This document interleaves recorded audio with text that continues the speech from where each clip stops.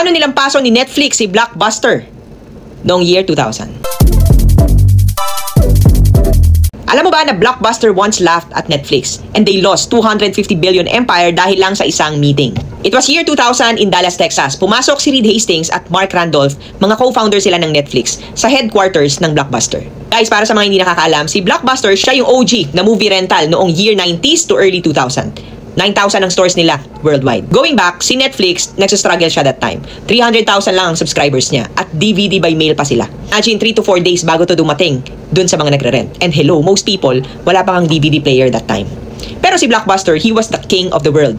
9,000 stores worldwide, 84 million customers, and $6 billion revenue. Guess what? 800 million na ang kinikita nila sa late fees pa lang. Ang offer ng Netflix ay simple lang. Kami na ang bahala sa online operations, kayo na sa physical stores. Split tayo ng kita. Win-win, di ba? Pero hindi pumayag ang Blockbuster. When Reed dropped the $50 million, natahimik ang CEO ng Blockbuster. Sa isip-isip niya, seriously?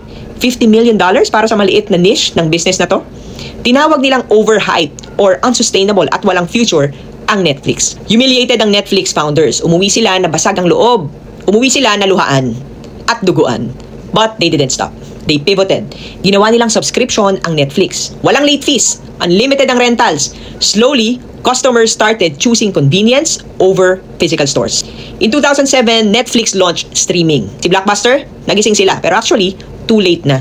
Nag-online din sila pero hindi nila na-sustain. At yung mga physical stores ng Blockbuster, unti-unti nang nagsara.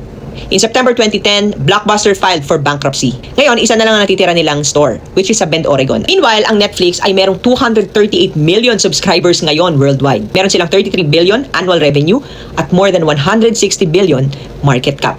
Isipin mo yon, yung tinatawanan ng Blockbuster na maliit na DVD by mail service noon, yun pala ang papatay sa kanila. The lesson here, minsan yung mga tingin mong maliliit na niche today, sila pala yung magiging giants tomorrow. And the biggest risk was not taking small risks seriously.